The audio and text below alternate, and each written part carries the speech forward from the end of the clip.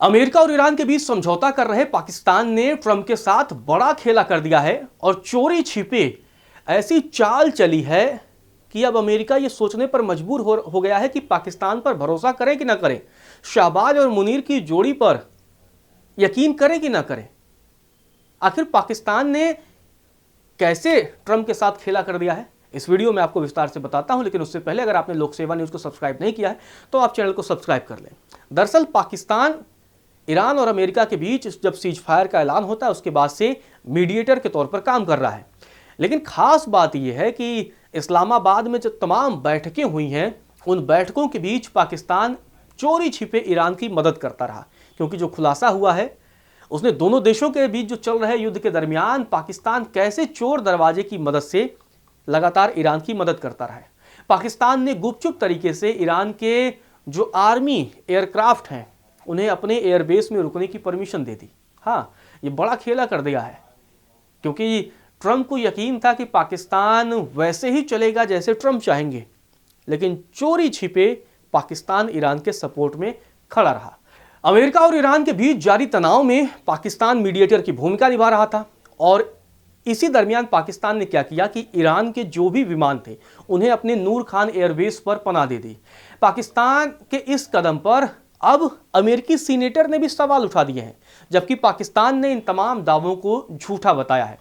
तो इस तमाम रिपोर्ट का जो खुलासा हुआ है वो सीबीएस न्यूज में खुलासा हुआ है, जिसमें दावा किया गया है कि अप्रैल की शुरुआत में ट्रंप ने सीज फायर का ऐलान किया था और जब सीज फायर का ऐलान होता है उसी बीच ईरान ने अपने कई विमान पाकिस्तान के नूर खान एयरबेस पर भेज देते हैं, जो कि रावलपिंडी में है। इसी दरमियान ईरानी वायुसेना का एक RC-130 टोही विमान भी पाकिस्तान पहुंचता है और पाकिस्तान के एयरबेस पर रहता है।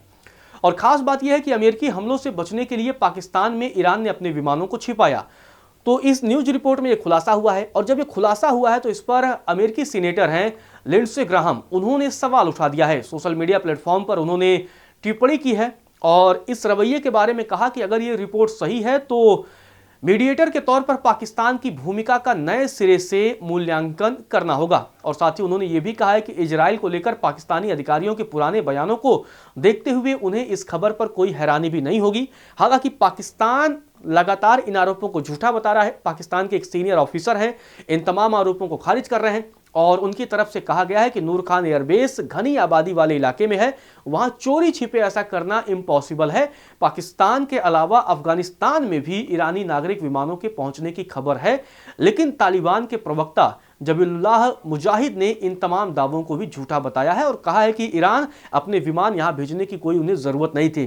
तो अब एक तरीके से जहां अभी तो सीज फायर का वक्त है, उस बीच अब पाकिस्तान की भूमिका पर सवाल खड़े होने लगे हैं और अब पाकिस्तान ये कहते फिर रहा है कि नहीं नहीं, ये सारे तमाम रिपोर्ट झूठे हैं, तमाम मीडिया रिपोर्ट दावे जो किए जा रहे हैं वो ये बेकार हैं, फर्जी हैं, झूठे हैं। लेकिन बड़ा सवाल ये है कि इस पर ट्रंप क्या सोचते हैं और जब ये रिपोर्ट ट्रंप पढ़ेंगे तो उनकी क्या प्रतिक्रिया आती है, वो देखने वाली बात होगी।